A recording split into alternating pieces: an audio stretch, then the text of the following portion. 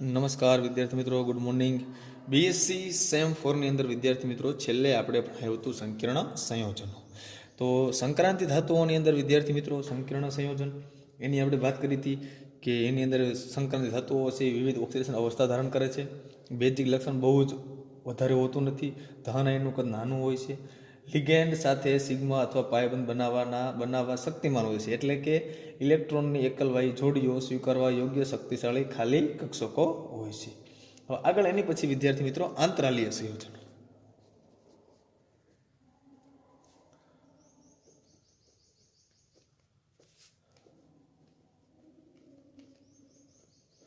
તો વિદ્યાર્થી મિત્રો આંતરાલીય સંયોજનો છે એ કોને કહેવામાં આવે? સૌથી પહેલાં તો આંતરાલીય સંયોજનો એટલે શું? તો કે સંક્રાંતિ ધાતુઓની ઘન સ્થિતિમાં, એટલે કે ધાતુઓ તો મોટા ભાગે કઈ વસ્તુ ધન સ્થિતિમાં હોવાની, એટલે કે સંક્રાંતિ ધાતુઓની ધન સ્થિતિમાં પરમાણુઓ જ્યારે ચોક્કસ સ્ફટિક રચના ગોઠવાયેલા હોય છે, તો આપણને ખ્યાલ છે કે ઘન અવસ્થામાં છે એ દરેક પદાર્થ એકબીજાની સાવ ક્યાં ગોઠવાયેલા? નજીક ગોઠવાયેલા હોય છે. કારણ કે ધાતુઓ બધી કઈ અવસ્થામાં હોય છે? ધન અવસ્થામાં હોય છે. તો ધન સ્થિતિમાં સંક્રાંતિ ધાતુઓની ધન સ્થિતિમાં પરમાણુઓ ચોક્કસ સ્ફટિક રચનામાં ગોઠવાયેલા હોય છે. આવી ગોઠવણીમાં પરમાણુઓ વચ્ચે ચોક્કસ વ્યાપ કે પોલાણ અવકાશ હોય છે. એટલે સંક્રાંતિ ધાતુઓની ધન સ્થિતિમાં પરમાણુઓ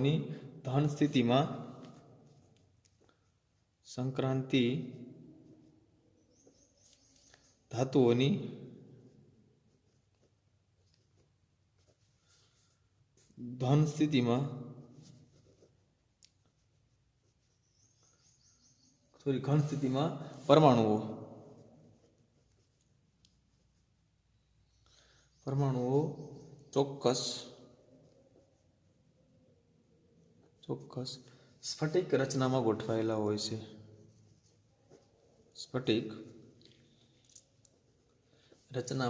ગોઠવાયેલા હોય છે. એટલે જ્યારે વિદ્યાર્થી મિત્રો સંક્રાંતિ ધાતુઓ જે છે બરોબર, એ એકબીજા સાથે એના પરમાણુઓ છે એ ચોક્કસ સ્ફટિક રચનામાં ગોઠવાયેલા હોય છે. હવે આવી ગોઠવણીમાં આપણને ખ્યાલ છે કે જ્યારે આપણે કોઈ પણ એક થપ્પી હોય બરોબર, એની ઉપર આપણે કમ્પલસરી થપ્પીઓ લગાડવી બરોબર. ધારો કે કોઈ વસ્તુ છે બરોબર, એની મને થપ્પી મારવી હોય તો થપ્પી જ્યારે લગાડીશ ત્યારે ચાર જે છેડાઓ છે ખૂણા એ એક સરખા રહેતા હોય છે. પણ પછી ક્યાંક છે ને એ જ્યારે ગોઠવણી કરો ત્યારે એમાં ક્યાંક ખૂણાઓ વચ્ચે જગ્યા રહી જતી હોય છે, અને એ જગ્યામાં પછી એ પદાર્થ ન સમાય, એની કરતાં નાનો પદાર્થ જે હોય એ સમાય છે. એટલે અહીંયા પણ એવું છે કે સંક્રાંતિ ધાતુઓ જે છે એ ઘન સ્થિતિમાં સ્ફટિક રચનામાં પરમાણુઓ છે ગોઠવાયેલા હોય છે, અને પરમાણુ ગોઠવાય અને ગોઠવણી જે છે પરમાણુની ચોક્કસ સ્ફટિક રચનામાં ગોઠવાયેલા હોય છે, અને આ પરમાણુ વચ્ચે ક્યાંક અવકાશ તો વ્યાપ રહેલો હોય છે. અને આ જે અવકાશ અથવા જગ્યા જે છે ત્યાં તેની કરતાં નાના કદના અધાતુ પરમાણુઓ કારણ કે જુઓ વિદ્યાર્થી મિત્રો, નાના કદના જે પરમાણુઓ છે એ સમાય છે, કારણ કે જગ્યા પછી મોટી નહીં હોય. શું કામ? કારણ કે આપણે થપ્પીઓ લગાડી છે તો એકબીજાની સામે નજીક ગોઠવાઈ ગયેલા છે, પછી ક્યાંક અવકાશ રહી જાય છે, પોલાણ. તેથી નાના કદના અધાતુ પરમાણુઓ જેવા કે હાઇડ્રોજન, કાર્બન અને નાઇટ્રોજન અને બોરોન જે સ્ફટિક રચનાના પોલાણમાં છે એ સહેલાઈથી ગોઠવાય છે. અને આ રીતે બનેલા સંયોજનોને શું કહેવાય? આંતરાલીય સંયોજનો. તો શું લખશું આપણે વિદ્યાર્થી મિત્રો? તો કે આવી ગોઠવણીમાં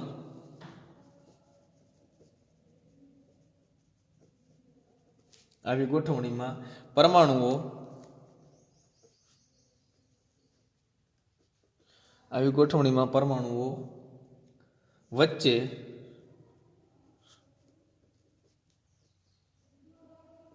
ચોક્કસ વ્યાપ કે પોલાણ કે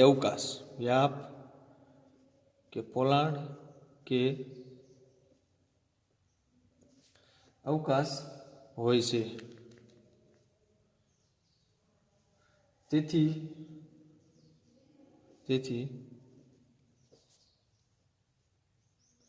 નાના કદના અધાતુ પરમાણુ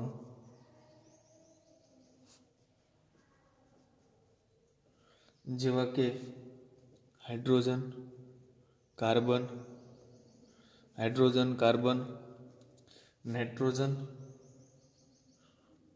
અને બોરોન સ્ફટિક છે. એટલે કે હાઇડ્રોજન, કાર્બન, નાઇટ્રોજન અને બોરોન સ્ફટિક છે. અને જે રચનાના પોલાણમાં કે જગ્યામાં ગોઠવાય છે અને આ રીતે બનેલા સંયોજનોને આ રીતે બનેલા સંયોજનને આંતરાલીય સંયોજનો કહે છે. આંતરાલીય સંયોજન કહે છે. એટલે વિદ્યાર્થી મિત્રો, આંતરાલીય સંયોજનો કોને કહેવાય? તો કે જ્યારે સંક્રાંતિ ધાતુઓ જે છે એ ધન સ્થિતિમાં, પરમાણુઓ ચોક્કસ સ્ફટિક રચનામાં ગોઠવાયેલા હોય છે અને આવી ગોઠવણીની અંદર ક્યાંક પરમાણુ વચ્ચે જગ્યા કે પોલાણ હોય છે. એના પોલાણની અંદર અધાતુ જેવા નાના કદના અધાતુ પરમાણુ જેવા કે હાઇડ્રોજન, કાર્બન, નાઇટ્રોજન ને બોરોન કે જે અધાતુ છે એ પરમાણુની ધાતુ પરમાણુની વચ્ચે ગોઠવાય છે કે જેની અંદર જગ્યા સાવ ઓછી છે અને જગ્યા જે રહેલી છે પોલાણ એની અંદર નાના કદના અધાતુ પરમાણુ, કારણ કે મોટા કદના તો ધાતુઓ છે અને એ બધા ગોઠવાઈ ગયેલા હોય છે અને આખી શું બનાવી છે? સ્ફટિક રચના. એ સ્ફટિક રચનાની અંદર ક્યાંક છે એ પોલાણ કે જગ્યા રહી જાય છે. આ પોલાણ કે અવકાશ કે જગ્યાની અંદર નાના કદના અધાતુ પરમાણુ જેવા કે હાઇડ્રોજન, કાર્બન, નાઇટ્રોજન ને બોરોન પરમાણુઓ છે એ સ્ફટિક રચનામાં ગોઠવાય છે અને જેને આંતરાલીય સંયોજન તરીકે ઓળખવામાં આવે છે. હવે જો વિદ્યાર્થી મિત્રો કે પોલાણમાં રહેલા નાના કદના અધાતુ પરમાણુઓ એ ધાતુ પરમાણુ વચ્ચે છે એ રાસાયણિક બંધ બનાવતા નથી, કારણ કે ધાતુ પરમાણુઓ છે એની વચ્ચે કોણ ગોઠવાય છે? અધાતુ પરમાણુઓ. અને ધાતુ પરમાણુની વચ્ચે જ્યારે અધાતુ પરમાણુ ગોઠવાય છે ત્યારે ધાતુ પરમાણુ અને અધાતુ પરમાણુ આ બંનેની વચ્ચે કોઈ પ્રકારનો રાસાયણિક બંધ બનતો નથી અને જેથી આવા સંયોજનોમાં ઘટકનું પ્રમાણ નિશ્ચિત હોતું નથી.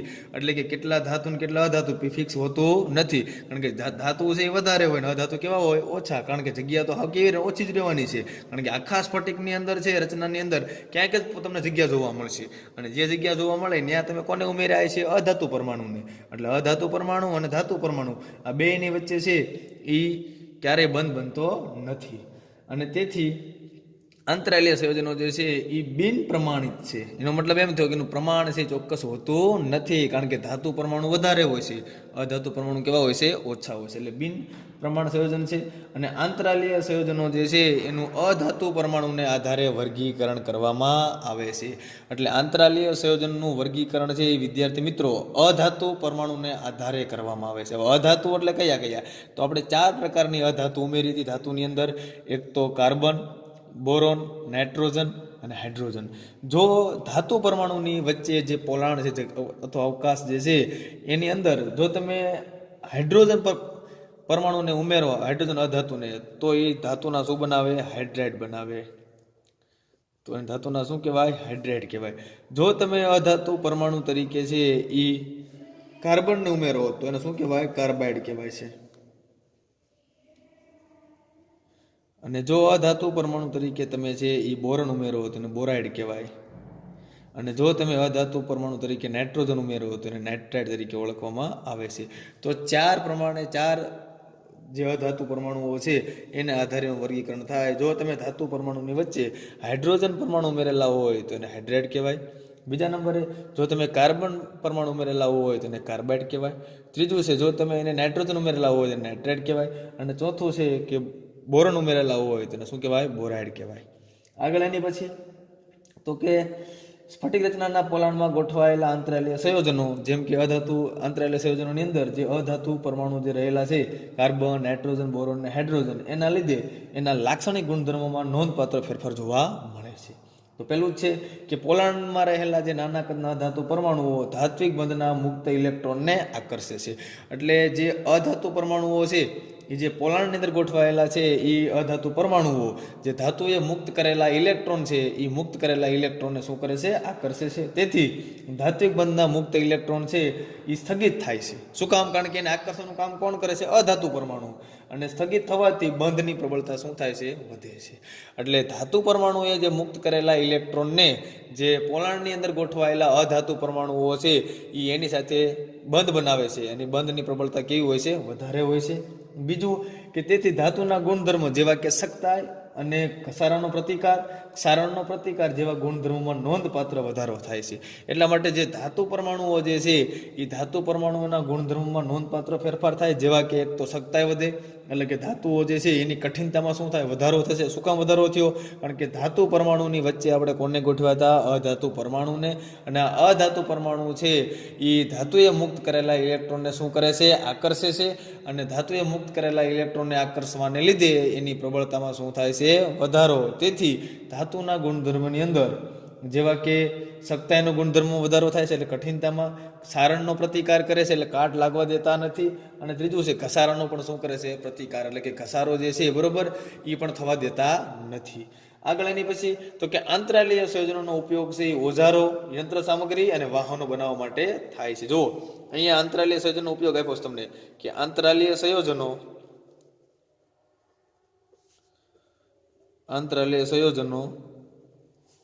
ઉપયોગ ઓજારો, આંતરાલીય સંયોજનનો ઉપયોગ ઓજારો, યંત્ર સામગ્રી,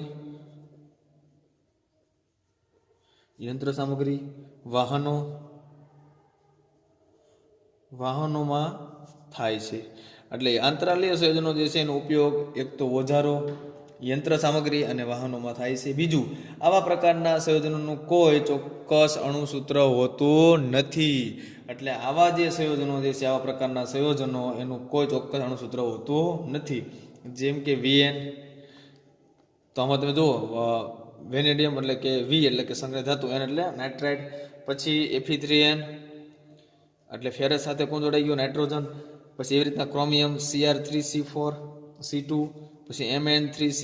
તો આવા જે આંતરાલીય સંયોજનો જે છે વગેરે વગેરે જેનું અણુસૂત્ર ચોક્કસ હોતું નથી, કારણ કે આંતરાલીય સંયોજનોની અંદર ધાતુ અને અધાતુનું પ્રમાણ છે ચોક્કસ હોતું નથી. એટલા માટે આપણને ખ્યાલ છે કે આંતરાલીય સંયોજનોની અંદર ધાતુઓનું પ્રમાણ અને અધાતુનું પ્રમાણ ચોક્કસ હોતું નથી. એની પછીનો પોઈન્ટ છે વિદ્યાર્થી મિત્રો મિશ્ર ધાતુઓ.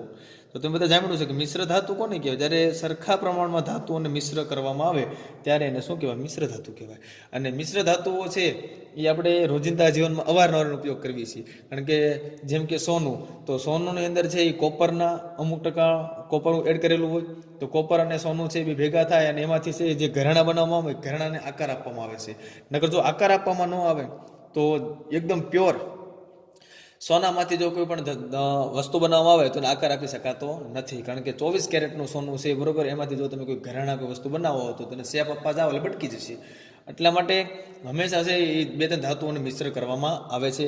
આપણે રોજિંદા જીવનમાં સ્ટેનલેસ સ્ટીલ જેનો વારંવાર ઉપયોગ કરવી છે, જેની અંદર કોપર, મેંગેનીઝ બરોબર ને ક્રોમિયમ, નિકલ ઘણી બધી ધાતુઓ છે મિશ્ર કરી અને શું બનાવો? Stainless steel. આગળ જોઈએ તો પહેલું તે કે યંત્ર સામગ્રી, ઓજારો, વાહનો તેમજ ઘર વપરાશના વાસણો માટે વપરાતી ધાતુઓમાં જરૂરી સખ્તાઈ, વાહકતા અને તન્યતા અને સારણનો પ્રતિકાર જેવા લાક્ષણિક ગુણધર્મો આવશ્યક છે. જો આપણે જે યંત્ર સામગ્રી યુઝ કરવી છીએ, પછી લોખંડમાંથી બનાવેલા બધા ઓજારો બરોબર, કે જેની મજબૂતાઈ, જેની ટકાવતા, જેની તન્યતા, જેની સખ્તાઈ ખૂબ જ કેવી હોય છે? વધારે હોય છે. તો ટકાઉપણું, એનું તણાવપણું વધારવા માટે થઈ અને એક ધાતુમાં બીજી ધાતુ મિશ્ર કરવામાં આવે છે. એટલે યંત્ર સામગ્રી, ઓજારો, વાહનોની અંદર તમે જુઓ ઘણા બધા વાહનો છે એમાં બે ત્રણ ધાતુઓ મિક્સ કરેલી હોય છે. તેમજ ઘર વપરાશના વાસણો માટે તો આપણને ખ્યાલ છે અત્યારે મોટાભાગના વાસણો છે સ્ટીલના આવી ગયા હોય છે. પહેલાના જમાનામાં પિત્તળના હતા, તો પિત્તળ પણ છે એ પણ કોપર અને ઝીંકનું મિશ્રણ હતું બરોબર. પછી કાસુ, તમે નામ સાંભળ્યું છે, પણ કોપર અને ટીનનું મિશ્રણ હતું બરોબર, કોપર અને ટીનનું, જેને આપણે કહેવાય ને કે બ્રોન્ઝ મેડલ. તો આ બધી જે bronze medal, silver medal, gold medal, એમાં ઘણા બધા જે પ્રકારની મિશ્ર ધાતુઓ જે હોય છે એમાં બે ત્રણ ધાતુઓ મિશ્ર કરવામાં આવે. શા માટે? કારણ કે તો જ એની મજબૂતાઈ, એના સારણનો પ્રતિકાર, ઘસારાનો પ્રતિકાર, તન્યતા વગેરે જેવા ગુણધર્મો છે એ વિકસાવી શકાય છે. તો કોઈ પણ શુદ્ધ ધાતુઓમાં વ્યવહારમાં ઉપયોગી એવા બધા જ ગુણધર્મો સુમેળ હોતા નથી. જો કોઈ પણ શુદ્ધ ધાતુમાં છે એ ઘર વપરાશની માટે અથવા ઉપયોગમાં વ્યવહારમાં ઉપયોગી લઈ શકાય એવા બધા જ ગુણધર્મો કોઈ પણ શુદ્ધ ધાતુમાં હોતા નથી. એટલે કોઈ પણ શુદ્ધ ધાતુમાં બધા ગુણધર્મો ન હોય. આપણે બધા જ ગુણધર્મ લાવવા હોય તો આપણે એક બે ધાતુઓને શું કરવી પડે? મિશ્ર કરવી પડે. અને મિશ્ર કરી અને જે મિશ્ર ધાતુ બનાવવામાં આવે એની અંદર છે એ ઘણા બધા ગુણધર્મ છે જોવા મળતા હોય છે. તેથી વ્યવહારમાં શુદ્ધ ધાતુને બદલે બે કે બેથી વધારે ધાતુઓમાંથી મિશ્ર ધાતુઓ બનાવવામાં આવે છે. અને મિશ્ર ધાતુ બનાવેલી હોય અને બે ધાતુઓમાંથી બનાવેલી મિશ્ર ધાતુઓ વપરાય છે. એટલે વ્યવહારની અંદર આપણને ખ્યાલ છે કે શુદ્ધ ધાતુની અંદર બધા જ ગુણધર્મો જોવા મળતા નથી. એટલા માટે બે કે બેથી વધારે તત્વો અને ધાતુઓમાંથી તો બે એક બેથી વધારે ધાતુ તત્વોમાંથી બનાવેલી મિશ્ર ધાતુનો ઉપયોગ કરવામાં આવે છે. હવે હ્યુમન અને રોથરી નામના વૈજ્ઞાનિકે છે એ મિશ્ર ધાતુઓ બનાવવા માટેના અમુક નિયમો રજૂ કર્યા. એમાંનો પહેલો નિયમ એવો રજૂ કર્યો કે મિશ્ર ધાતુમાં રહેલા તત્વોમાં પરમાણુનું કદ વચ્ચે 15% કરતાં વધારે તફાવત હોવો જોઈએ નહીં.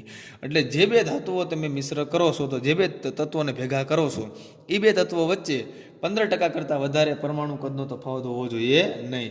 એટલે મિશ્ર ધાતુ માટે છે એ હ્યુમન એટલે કે હ્યુમ અને રોથરી નામના વૈજ્ઞાનિકે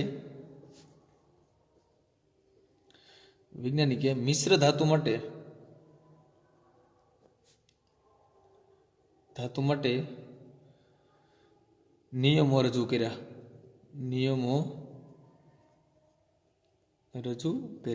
એમાંનું પહેલું જ છે કે મિશ્ર ધાતુમાં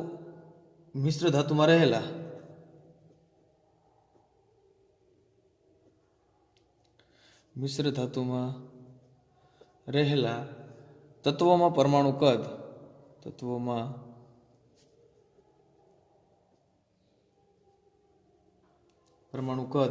15% કરતાં વધારે તફાવત ન હોવો જોઈએ.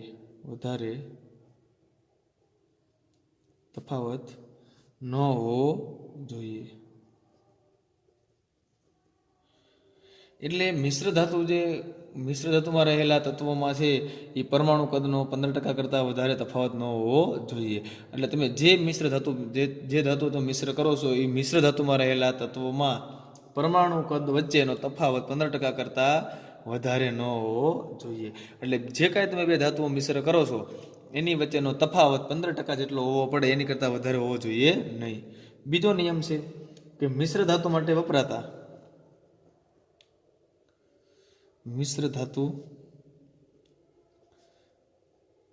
વપરાતા શુદ્ધ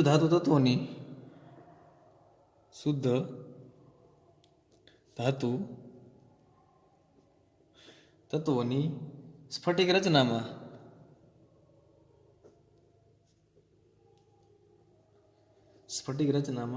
પરમાણુની ગોઠવણી જુદી જુદી ન હોવી જોઈએ.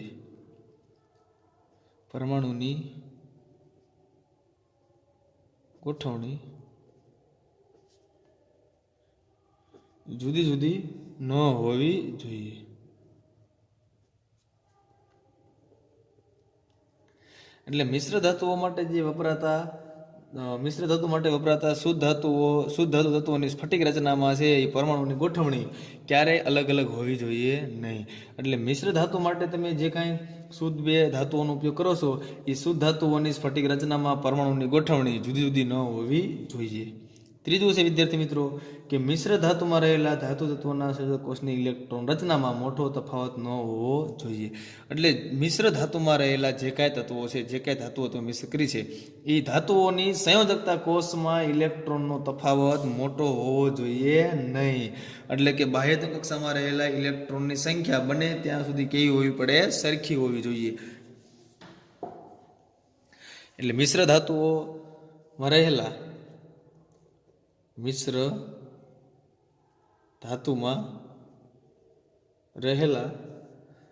ધાતુ તત્વોના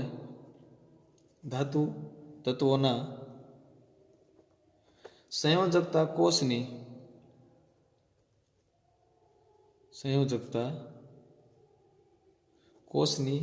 ઇલેક્ટ્રોન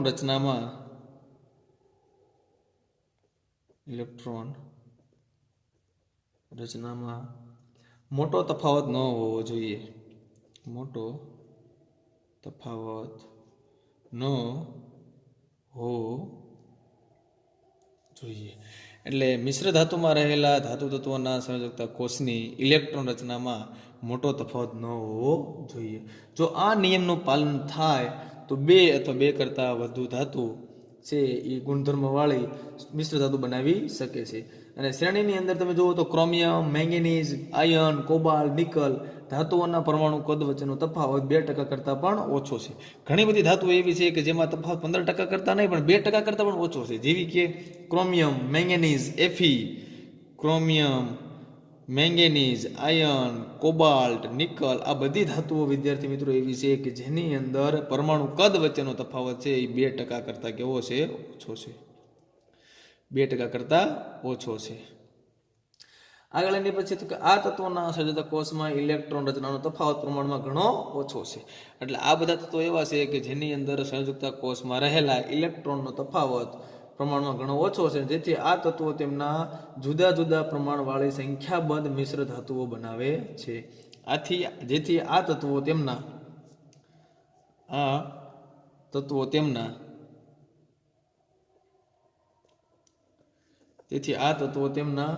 જુદા જુદા પ્રમાણવાળી સંખ્યાબંધ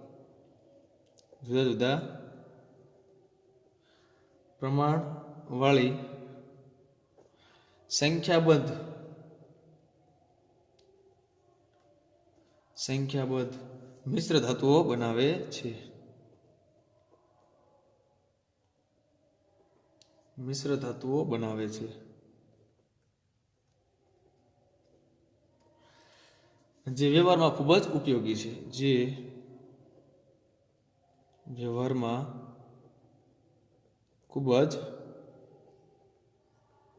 ઉપયોગી છે. એટલે મિશ્ર ધાતુમાં રહેલા ધાતુ તત્વોના સંયોજકતા કોષની ઇલેક્ટ્રોન રચનામાં મોટો તફાવત ન હોવો જોઈએ. ક્રોમિયમ, મેંગેનીઝ, એફી, કોબાલ્ટ, નિકલ 2% કરતાં ઓછા હોય છે.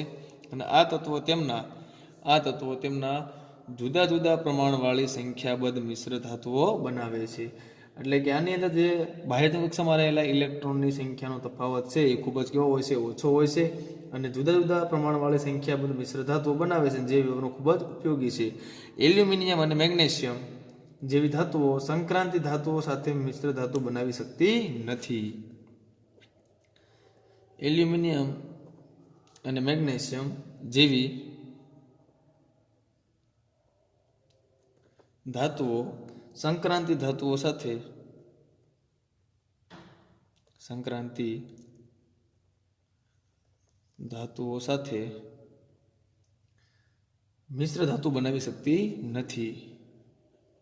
મિશ્ર ધાતુ બનાવી શકતી નથી. એટલે કે એલ્યુમિનિયમ અને મેગ્નેશિયમ જેવી ધાતુઓ જે છે એ સંક્રાંતિ ધાતુઓ સાથે મિશ્ર ધાતુ બનાવી શકતી નથી, કારણ કે હ્યુમન અને રોથરીના નિયમનું પાલન કરતા નથી. જે હ્યુમ અને રોથરીના નિયમનું પાલન કરે નહીં એ સંક્રાંતિ ધાતુઓ એ તત્વો જે છે એ ધાતુઓ ક્યારેય મિશ્ર ધાતુ બનાવી શકતી નથી. આગળ એની પછી વિદ્યાર્થી મિત્રો તો એની પછીનો ટોપિક છે નોન સ્ટોઇચિયોમેટ્રિક અથવા સ્ટોઇચિયોમેટ્રી.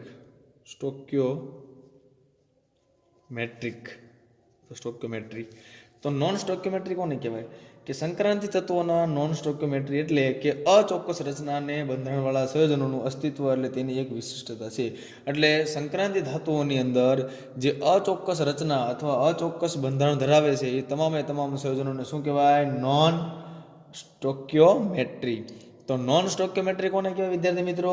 કે સંક્રાંતિ તત્વોની અંદર જે અચોક્કસ રચના ધરાવે છે, એટલે કે જેની રચના ચોક્કસ છે નહીં અથવા જેનું બંધારણ જે છે એ અચોક્કસ છે, એવા અચોક્કસ બંધારણવાળા સંયોજનોનું અસ્તિત્વ કે તેની એક વિશેષતા એ છે જેને આપણે કહેવી છે નોન સ્ટોઇચિયોમેટ્રી. હવે દાખલા તરીકે લેવું હોય તો ferrous oxide FeO, ferrous oxide જેને આપણે કહેવી FeO. તો FeO જે છે સૂત્ર દ્વારા લખવો જોઈએ. તેમાં સૂત્રમાં Fe અને O નું પ્રમાણ Fe અને O નું પ્રમાણ તો કે 1:1 હોવું પડે. 1:1 છે, 1:1 નું નથી કીધું ને કે 1:1 હોવું પડે, પણ 1:1 હોતું નથી. તો Fe અને O નું પ્રમાણ કેટલું હશે તમે જુઓ. તો Fe નું પ્રમાણ જે છે ને એના પૃથ્થકરણ દ્વારા સાબિત થયું કે Fe છે એ 0.94 છે અને અમુક એફી જે છે એ એફી 0.34ની વચ્ચેનું છે. એટલે 0.94 અને 0.34 બરાબર ને, આ પ્રકારનું એફીનું પ્રમાણ હોય છે.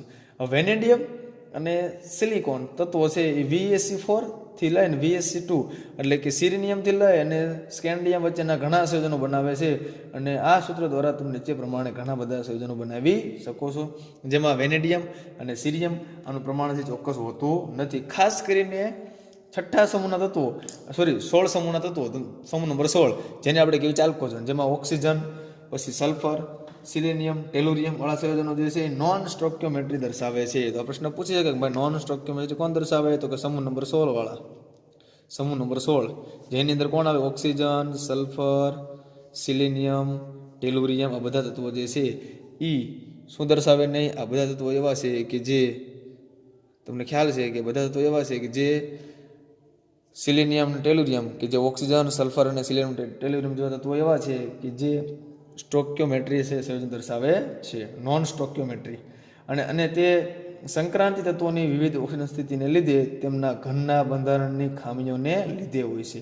આવું શા માટે હોય છે, તો એટલા માટે હોય છે કે સંક્રાંતિ તત્વો છે એ દરેક તત્વો મોટા ભાગે વિવિધ હું દર્શાવે ઓક્સિડેશન અવસ્થા એક સરખી હોતી નથી, અને બીજું એના ઘનના બંધારણની ખામીઓને લીધે હોય છે. તો જેમ કે કોપર પેલેડિયમ ગોલ્ડ કે જેમાં ડી કક્ષક સપાટી સંપૂર્ણ છે અને ડી ઇલેક્ટ્રોન જે જ્યારે તેમને સંક્રાંતિ તત્વો કહે છે, પણ ઝીંક કેડમિયમ અને Hg ને ડી સપાટી સંપૂર્ણ ભરાયેલી હોવા છતાં તેને ડી ઇલેક્ટ્રોન બંધ માટે ઉપલબ્ધ નથી, માટે સંક્રાંતિ તત્વોના લાક્ષણિક ગુણધર્મો ધરાવતા નથી. હજુ આપણને ખ્યાલ છે કે કોપર બરોબર પેલેડિયમ, કોપર પેલેડિયમ ગોલ્ડ આ બધા એવા છે કે જેને ડી કક્ષકમાં ઇલેક્ટ્રોન સંપૂર્ણપણે ભરાયેલા છે, જ્યારે એસ કક્ષક ખાલી છે. પણ એ સિવાયના ઝીંક Hg અને કેડમિયમ આ ત્રણ તત્વો એવા છે કે મેં તમને કીધું હતું કે જેને ખરેખર સંક્રાંતિ ધાતુ તત્વો તરીકે ઓળખવામાં આવતા નથી. શા માટે? કારણ કે એમાં ઇલેક્ટ્રોન છે ડી કક્ષકમાં સંપૂર્ણપણે ભરાયેલા છે. જેમાં ડી કક્ષકમાં ઇલેક્ટ્રોન સંપૂર્ણપણે ભરાયેલા હોય તેને વિદ્યાર્થી મિત્રો સંક્રાંતિ તત્વો તરીકે ઓળખવામાં આવતા નથી. એની પછીનો છેલ્લો ટોપિક આ ચેપ્ટરનો વિદ્યાર્થી મિત્રો ખાસ એની પછીનો છેલ્લો ટોપિક તો કે રંગ. ચાલો રંગ. તો રંગ એટલે આપણને ખ્યાલ છે કે બધા જ સંક્રાંતિ તત્વો છે એ રંગીન પદાર્થ છે, સિવાય કે ઝીંકને બાદ કરતા. તો પદાર્થના રંગોનો આધાર તેની શોષાયેલી ચોક્કસ તરંગ લંબાઈ પર આધાર રાખે છે. એટલે પ્રકાશ જે છે બરોબર એની જે તરંગ લંબાઈ હોય એનું જે શોષણ થયું હોય એના પર આધાર રાખે છે.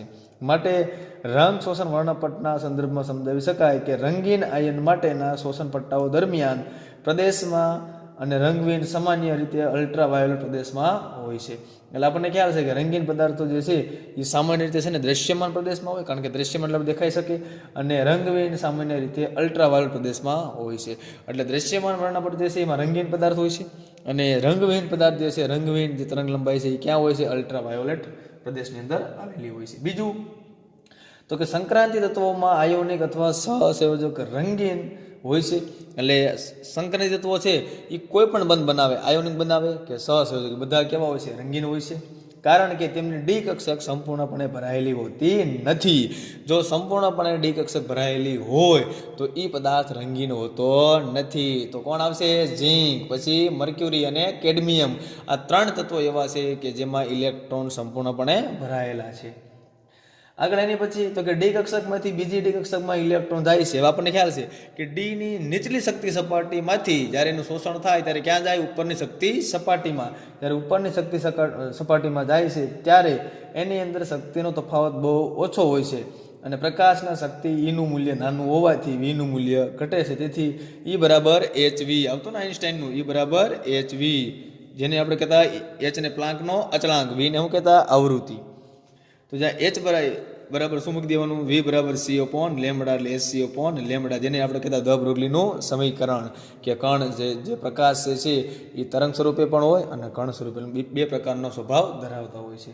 આગળ એની પછી તો આમ અલ્ટ્રાવાયોલેટ પ્રદેશમાંથી પ્રકાશનું શોષણ થવાને બદલે દૃશ્યમાન પ્રદેશમાંથી શોષણ થાય છે. જો અલ્ટ્રાવાયોલેટ એટલે કે રંગહીન પ્રદેશમાંથી છે એ પ્રકાશનું શોષણ થવાને બદલે ક્યાંથી શોષણ થાય છે? દૃશ્યમાન, અને દૃશ્યમાનમાંથી શોષણ થાય એટલે પદાર્થ રંગીન બને. જો અલ્ટ્રાવાયોલેટ પ્રદેશમાંથી પદાર્થનું શોષણ થાય તો એ પદાર્થ રંગીનની જગ્યાએ કેવો બને? રંગહીન. પણ અહીંયા તરંગ લંબાઈનું શોષણ જે છે એ અલ્ટ્રાવાયોલેટ પ્રદેશની જગ્યાએથી ક્યાંથી થાય છે? તો કે દૃશ્યમાન પ્રદેશમાંથી. અને આમ આયનો રંગીન બને છે અને સફેદ પ્રકાશમાંથી અમુક તરંગ લંબાઈવાળા કિરણોનું શું થાય છે? શોષણ થાય છે. એટલે પ્રકાશનો જે સફેદ રંગ છે એમાંથી અમુક તરંગ લંબાઈવાળા જે પદાર્થો જે છે એનું શું થાય છે? શોષણ થાય છે. અને માટે બહાર આવતા બાકીના પ્રકાશ સફેદ ન રહેતા રંગીન રહે છે. અને તરંગ લંબાઈનું શોષણ થઈ અને પ્રકાશમાંથી અમુક જે કિરણો જે છે તરંગ એનું શોષણ થાય છે. શોષણ થયા પછી જ્યારે બહાર નીકળે છે ત્યારે બહાર નીકળતા જે રંગ પદાર્થો જે છે એ રંગવિહીન જગ્યાએ કેવા બને છે? રંગીન બને છે. દાખલા તરીકે જો સફેદ પ્રકાશમાંથી લાલ કિરણની તરંગ લંબાઈવાળા ભાગનું શોષણ થશે તો બહાર આવતા બાકીના કિરણો બીજા રંગના, ખાસ કરીને ભૂરા રંગનું પ્રમાણ વધુ. જો ખરેખર સફેદ પ્રકાશનું જ્યારે શોષણ કરવામાં આવે છે ત્યારે શોષણ કર્યા પછી જ્યારે તરંગ લંબાઈનો પ્રકાશ જ્યારે બહાર નીકળે છે ત્યારે એની જે રંગ છે એનું શું થાય છે? જે રંગ હોય છે એ બદલાઈ જતો હોય છે.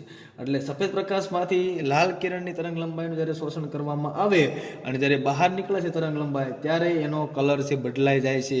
એટલે શોષણ થાય ત્યારે કલર અલગ હોય અને શોષાઈ ગયા પછી જ્યારે તરંગ લંબાઈનો પ્રકાશ જ્યારે બહાર નીકળે ત્યારે પણ એનો કલર કેવો હોય છે? અલગ હોય છે.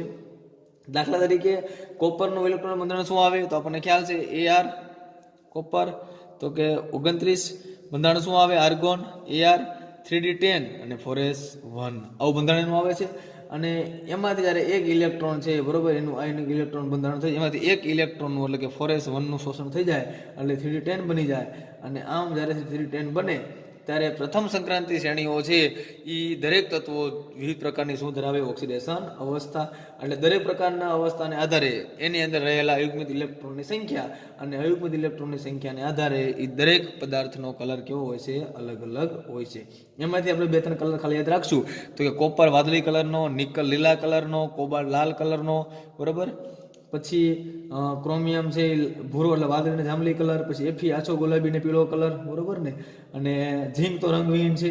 અને એ સિવાયમાં જેમાં 0 ઇલેક્ટ્રોન હોય ને, જેમાં 0 ઇલેક્ટ્રોન અયુગ્મિત આવે, જેમાં 10 ઇલેક્ટ્રોન હોય, બરોબર. આ બધા કેવા? રંગવિહીન, બરોબર. તો અહીંયા વિદ્યાર્થી મિત્રો છે એ સંક્રાંતિ ધાતુનું ચેપ્ટર પૂર્ણ થાય છે. હવે કોઈને કોઈ પ્રશ્ન હોય તો મને છે એ વોટ્સઅપની અંદર અથવા મને છે એ તમારે જાણ કરવાની કે આ ટોપિક સમજાતો નથી તો આપણે એને સમજાવી દઈશું.